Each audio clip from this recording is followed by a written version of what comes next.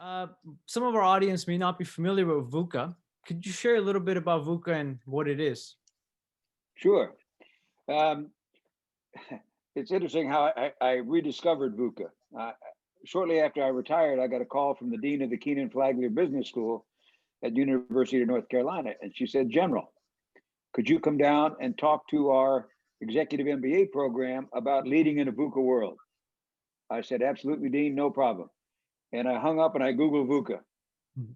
And I imagine my chagrin when I found out that it was a term coined by the United States Army War College in 1989 to describe what they thought the world would look like after the demise of the Soviet Union: volatile, uncertain, complex, and ambiguous. And as I prepared for that presentation, I realized that I'd seen VUCA in Bosnia in '96, in Kosovo in 2000, and I saw it in spades in Iraq in 2004. And things only got more complex. And so it's a way that I use to describe our world today. Uh, and what I find is that the volatility, the uncertainty, the complexity, the ambiguity, they all come at you one at a time, but then they all come at you together.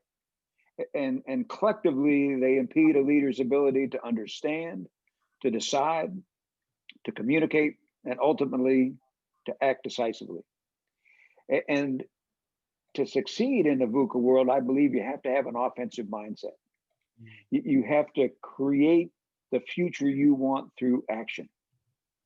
And I started saying that in Iraq as the commander, and I told all the new leaders coming in that the environment was, I didn't know VUCA at that time, but I said the environment is so complex and so overwhelming that if you're not focused on the enemy and trying to be opportunistic, you'll get overwhelmed. And so I now, as I talk to my business school classes, I say, look, this offensive mindset, you build it through humility, one, and it might seem strange that an offensive mindset starts with humility, but you have to accept the fact that we're all human. We can't read people's minds. We can't predict the future. And in the Army, we say, because we're human, there's only two kinds of plans: those that might work and those that won't work. And because we're human, the best we're going to do is something that might work. You have to accept that. And I found that having that level of humility, it allowed me to reach high and strive for things I might not achieve, but then not be overly disappointed and self-flagellating if I didn't succeed. Then the second thing you have to do is you have to accept what I call the Vuca Paradox. Jim Collins wrote a book called Great by Choice, and he called it the control non-control paradox. But he looked at 20,400 companies, and he tried to find companies that outperformed their industry by 10 times. He found 7. And he found all 7 accepted the VUCA paradox. They accepted the fact that their environment would be VUCA, but they didn't accept the fact that external factors would determine their results. And they used that to drive their organizations forward to success. The third thing is you have to do your homework. I found that I built conviction through knowledge. That there's an old Sun Tzu quote that says, "Enlightened leaders make decisions with a clear mind and a pure heart."